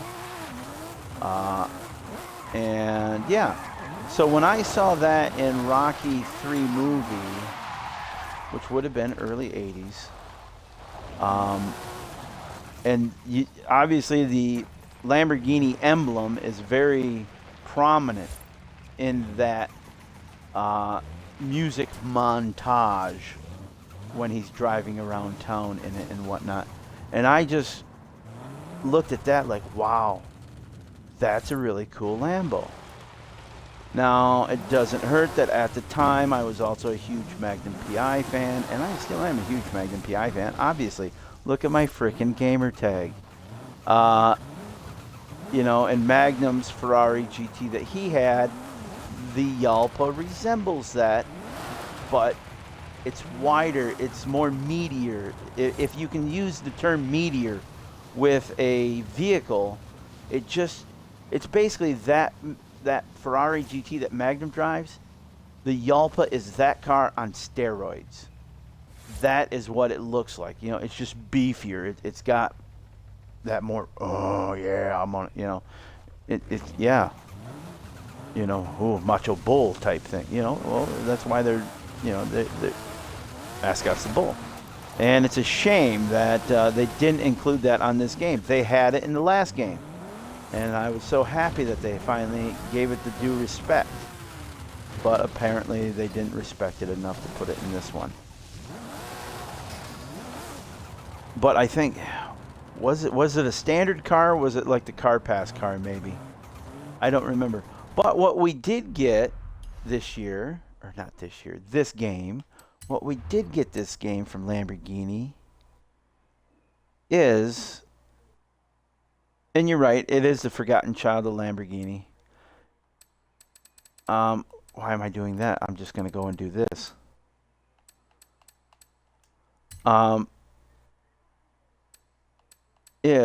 Where is she? There, the Espada. We get the Espada. That is what we get from Lamborghini for for an unknown, just to get that name out there. They want to get that name out there. Is the Espada.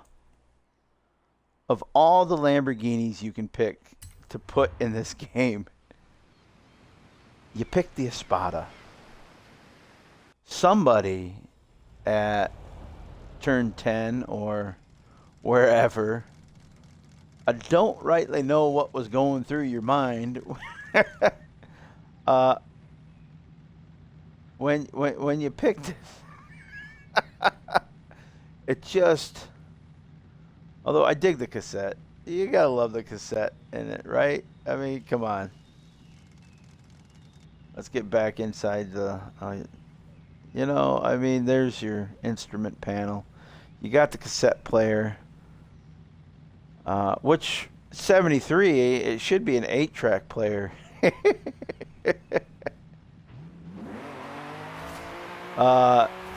Just, yeah, I'm, words can't say enough about this particular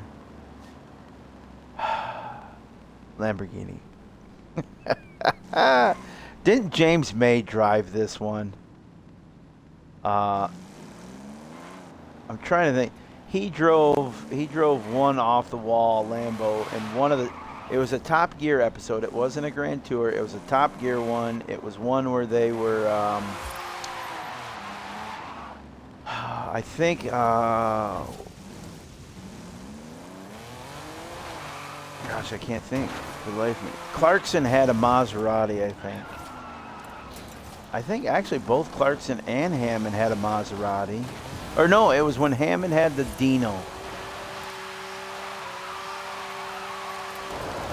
Yeah. Clarkson had a Maserati. Hammond had the Dino. Because it was budget Italian supercars or Italian sport cars. And May had, I want to say, I think May had an Espada or something along that nature. It might not have been the Espada. But it was one of the well forgotten, for a good reason, Lamborghinis. Now, there's a reason most people don't know about the Espada, and that's it right there. Look at. All right, from this view, that's cool. From this view, that's ugly. I'm sorry, but it is. It's just, yeah, no. No. See, what they were trying, I almost wonder what they were trying to do, if they were trying to marry, if they were trying to do what Jensen did with the Interceptor, which was marry the European touring look of the time with an American muscle look, marrying those two looks and feels into one car. Jensen succeeded with the Interceptor. Lamborghini extremely failed with the Espada. And it's just heartbreakingly ugly. That, you know what? That is a perfect word for this. A paradox. Oh, a bread box. Oh, paradox, though. I'm looking at a screen from a few feet away. Bread box, yeah. Oh, a bread box. Let's look. Oh, you're right. Bread box. Where's the rye? It's in the Espada. You want some bagels? Go get in the Espada. There, it fits. It fits. Yeah, bread box. But it is a paradox as well. It's an automotive paradox. Maybe I don't know the meaning of that word. I don't know. But I like it. I don't like the way the tailpipes look on it, sticking out like that. It's just... yeah. Let's get this off the screen. Get it off the screen, boys and girls. We're on Lamborghinis right now, so let's take a look at the Lamborghinis. Oh, the Centenario is what I've got the fighter jet one on. Okay, that's what I've got my fighter jet on. Huracan Performance, the Urus. Do do do do. The Diablos. Now here's one that, of course, it's in every one, and it's an unsung hero of Lamborghini. And there's a reason for this to kind of be an unsung hero in the... It's more of a cult classic, really. There's a cult following of these. I mean, if you look at it, you're like, well, why didn't this stick? Why didn't this thing succeed? Well, there's a reason for this. You think a Hummer has bad mileage. This thing is worse than a Hummer. Okay, go figure. I don't think they ever offered it in a diesel, which they should have, but I don't know of any Lamborghini ever. Which is weird because they're ultimately, you know, they're originally a tractor company. You would think they would have access to diesel engines. Big 50 complete. Wait, now, what did I do? Oh, was that a daily challenge? Whoops. Whoops. I didn't mean to do that. Okay, folks, so now next Wednesday when I do my daily challenge playthrough, we're doing 5 of the 7 because I accidentally just did one. Oh.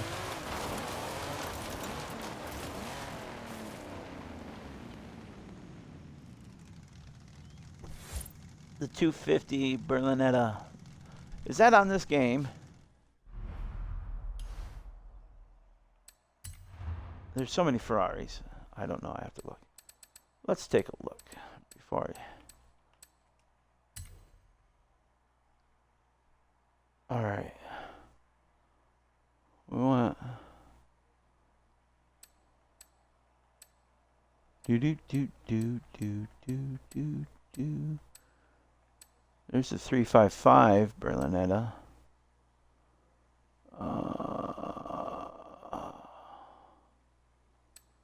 250. There's the... All right.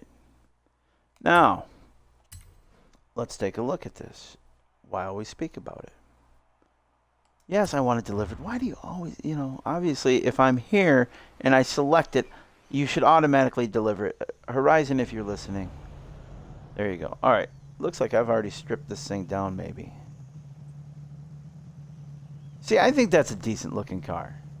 For its time period, what are we talking? 60s, right? Yeah, 62. I have often said that the greatest time period that produced the best looking cars was the 60s. Globally was the 60s. I think most of the cars built in the 60s were just beautiful.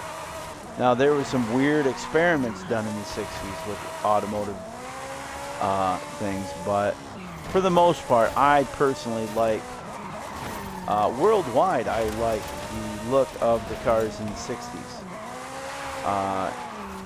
And this is one of them. You know, it just has that, I like that, the nose with the contour, right? You've got a decent little bit of a hood length there. Now, the one criticism I would have of this particular car, let me get into photo mode. The one criticism I have of it is right there. See that? That looks like it's got an overbite.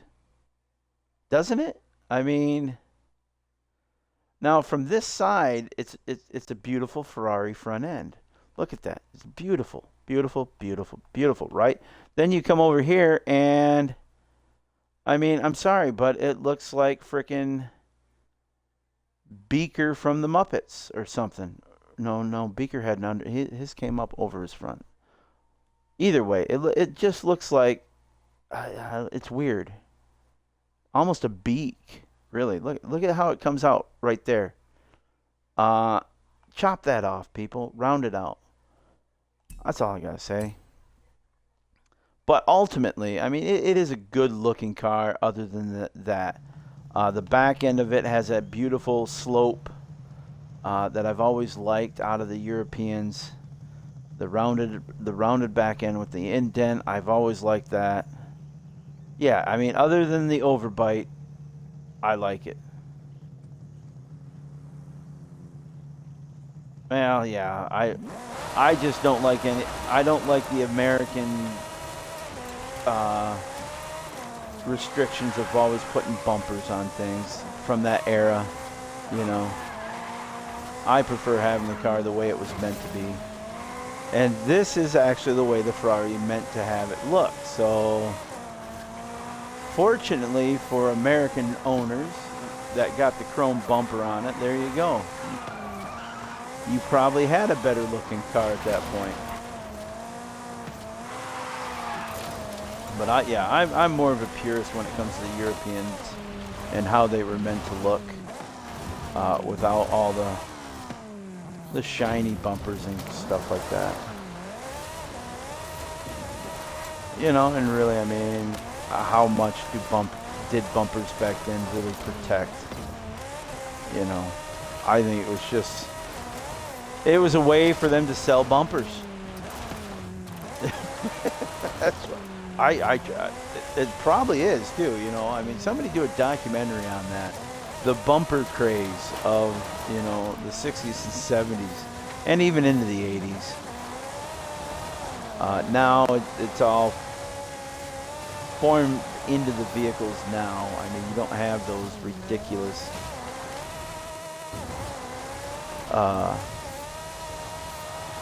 chrome monstrosities to sit and rust. Oh, I hate those. I just hate them. No matter what car you're looking at, it had that chrome bumper on it, and it just, I found I found any car with a bumper on it like that, I found so offensive. It takes away from the car. It really does. How the car is supposed to look. But it's a good peppy car, you know, it really is. And I like it. You know, and I don't always say that about Ferraris. I think some Ferraris can be outlandish. Ferrari and Lamborghini, they just tend to get a little outlandish at times. Well, Lamborghinis are supposed to be outlandish. Lamborghinis are supposed to be a little bit crazy and scary. And, you know, I think, I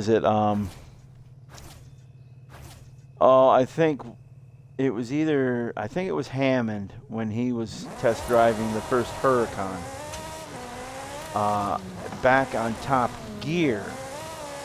And he made the reference that it was too controlled. It was too, you know, it wasn't insane enough, you know. Oh, there's a car I haven't had a photo of. Which one is it? Oh, there we go. Oh, the one I'm driving? Are you kidding me? Ah. Oh, now it's finally doing the taxis and all that stuff. You know how many times I've tried to get like the Lucha Libre cars photographed and it didn't take? Because all those cars in story mode, ladies and gentlemen, those are all on the photo list, believe it or not. They're all on the photo list. And for the longest time, you weren't able to photograph any of them. Well, I mean, you could photograph them, but they wouldn't be taken off your list. You know, it's just a shame. Is that a Lamborghini tractor, by the way? Let's take a look, shall we? Boyfriend is obsessed. Yeah, well, good man on him. Mostly Porsche, so okay, well. The question is, though, which 911 turbo did he have? Because, you know, there's a couple of them that I just absolutely love. Like the 911s from the 80s I love.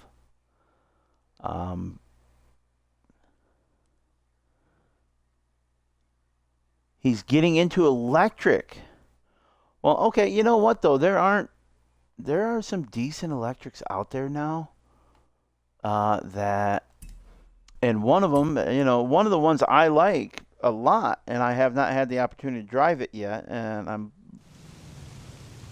waiting for somebody that I know to get it, and that is the Mustang Mach-E, which obviously in this game, if you play the drift story mode in drift, then you win this one right here. And then that's my favorite one as well. But you win this one by completing the drift school or drift whatever in the story mode. And I tell you what, even though this is a souped up version of the real deal, I see these on the road everywhere now, and each day you see more and more, and I love them. And during my stream yesterday, while we were waiting on a challenge or a championship to load, I looked up this on Ford.com. The base MSRP for this one is 43 grand, which to me is very doable for, you know, the lower end middle class folks and up. You know, because that was the thing with like Teslas, and you look at some of these electric sports cars that are out there like the Rimac, and the Porsche has their electric out. All those are so ridiculously expensive. Okay, but this right here being a Ford, and you know, the basic Ford Mustang Mach-E starts off at around $43,000, and that's very affordable for many families and people. And hats off to Ford for bringing something. Now the question I have then, because we are so new to the electric side of things, is, you know, what are these electric vehicles going to do to the used market? What is the longevity of these vehicles? You know, obviously they're battery driven, and we all know that over time batteries wear out and they hold less and less of a charge. So yeah, I mean, that's one thing I'm curious to see in the next 10 years. You know, in 10 years from now, what are you going to see on the used market? What is there? What, do you just take your car in and have a new battery put in? And how much are those batteries going to cost? These are all the questions that still have yet to be answered. We're coming up on, you know what, we're coming up on a pretty lengthy period of having Teslas on the market. And so it's going to be interesting to see in the next few years the reports we get on the Tesla. And this is what I like about this car, is I just switched to rear-wheel drive. What we see on the I can't talk. The Tesla battery lifespan. And there's probably some reports out there already. So I haven't looked them up, just simply because Teslas don't interest me at all. I'm not... Okay, they may look neat, but I think they're just a little... I don't know. There's something I don't trust about the Tesla. There's something that just irks me the wrong way. I think because everything is routed through Tesla, you know, and you got to have this, that, and the other. I don't know, you know, but all the American companies are making electrics. I just saw for the first time yesterday my very first Ford Maverick, which is the Ford Maverick is basically the electric version of the Ford Ranger. Okay, it's a smaller truck. It's an all-electric truck. I had pulled up at a Qdoba yesterday, and if I hadn't been busy, with doing deliveries and whatnot, I would have sat and waited for the person that owned it to talk to them about it, just because that's the type of person I am. When I see something new that interests me, I want to learn about it. And I want to learn from the people that own it. I want to know, hey, what do you think of this? What caused you to buy this, you know, and how is your experience thus far with it? Of course, I don't know how long these Mavericks have been out. Probably not that long, since this is the first one I've seen. So I can't imagine that they've been on the market that long. I mean, like I said before, I see these Mach-E's popping up everywhere. It seems like every day I see a new one popping up. So I can't say I'm excited about it. I'm intrigued by it. How about that? Yeah, I've seen some YouTube stuff on, you know, your weekend mechanic type guys that have taken apart Teslas and whatnot, but yeah, I mean, I've driven a couple of their models. I'm not terribly impressed by them. I don't see the price tag being justified. I really don't. You know, I can't wait to be able to get into one of these and test drive one of these, or one of those Ford Maverick pickups that I was just talking about. Chevrolet, they've got their electric coming out, you know, if not already. So it's very interesting. We live in a very interesting, pivotal time on many fronts. But I think it's a good thing that a lot of these companies are all getting on board with alternative vehicles in production. You know, before the last few years, you know, and this is where we can thank Tesla for forging ahead and proving that there is a market out there, you know, because let's face it, anybody who knows anything about cars and prices and everything,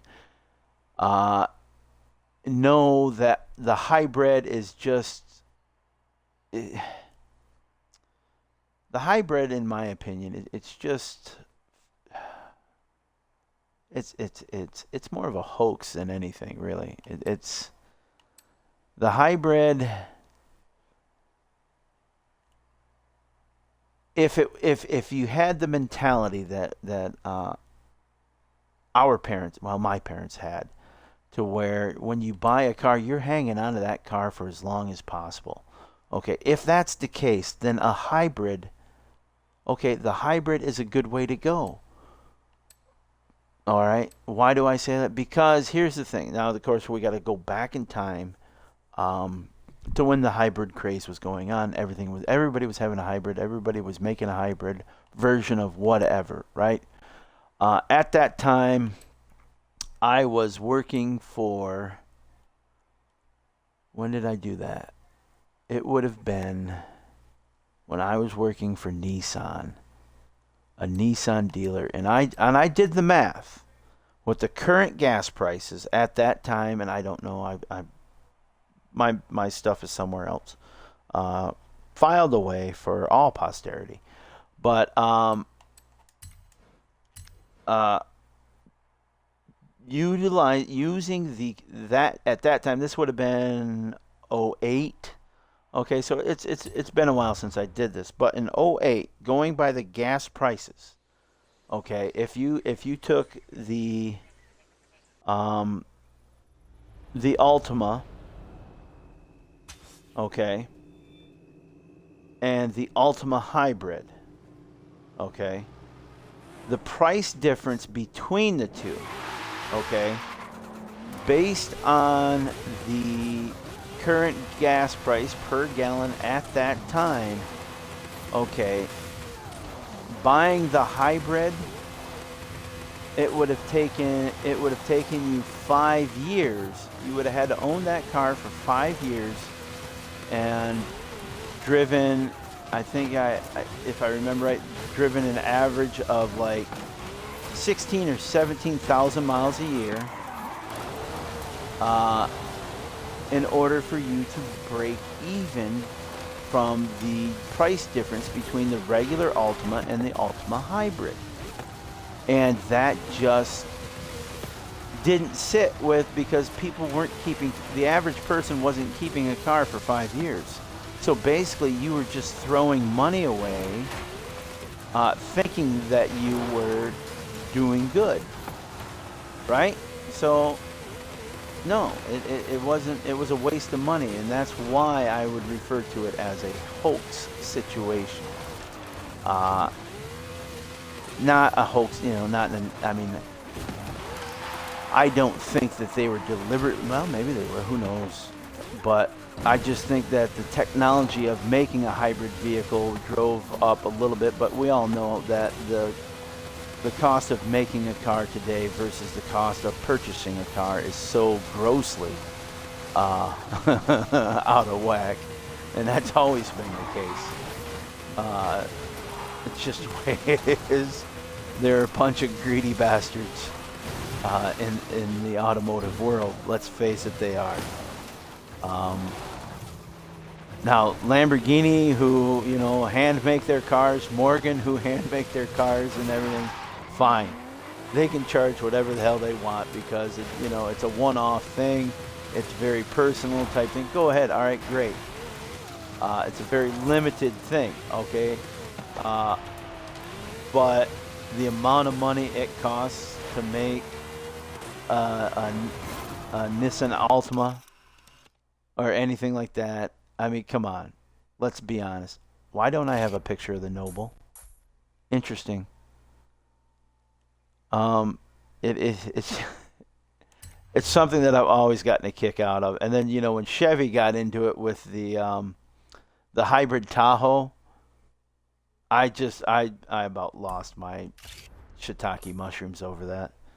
And it was because the amount of money that hybrid Tahoe was versus the regular Tahoe, I was like, are you kidding me?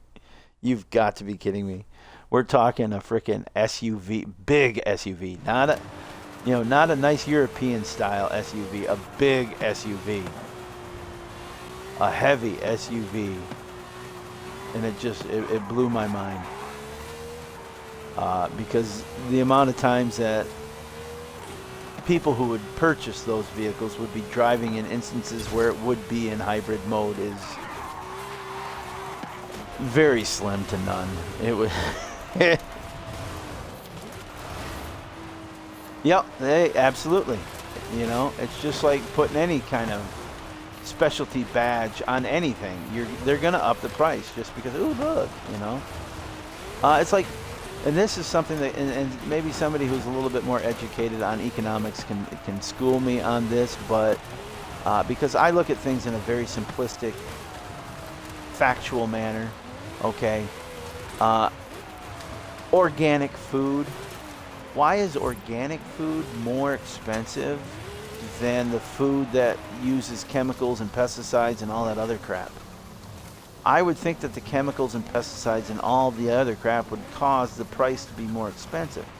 The only thing I can think of, and maybe this is where it's at, the only thing I can think of why organic food would become more expensive is because of the perishable possibility of that versus the non-organic stuff. I think that's what I took. Yeah, that's the only thing I can think of for why organic. Because if it's truly organic, then there's no additives or anything like that to it. It's just a seed put in the ground, watered, grown, picked. There's nothing else. If it's truly organic, there's nothing else to it. It's what you or I could do in our own garden if we had a garden, and yeah, that's where it falls for me. I don't know, but that is what it all is, and it's all just everybody trying to make a buck. More than a buck here and there, gouging everything, and that's what it is. Nobody outside of the corporations doing it have the have the ability to lower anything, really, unless some massive rules and regulations are passed throughout the entire globe. So we just, just do your best. And with that, I get off my soapbox. I went off on a tangent. I do apologize. I do that sometimes. But there we go. I think I am going to wrap this stream up. I got to get to my workout for the day. So, yeah, it's been a pleasure speaking with you. And thanks everyone for joining this stream today. It's a little impromptu Horizon 5, a little extra on Friday. Normally I don't do this, but I just felt the need for speed today.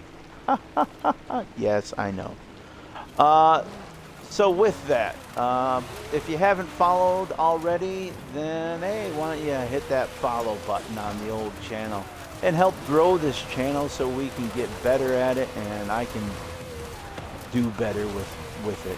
And yeah, whatever, also, if you're looking for other videos that I have done that may have disappeared from the Twitch channel, they are all over on the Nomadic Granddad YouTube channel.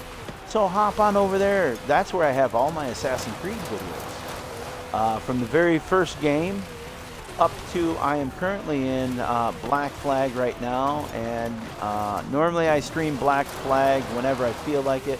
But I did just set up a schedule that I will always do Monday mornings Assassin's Creed streams.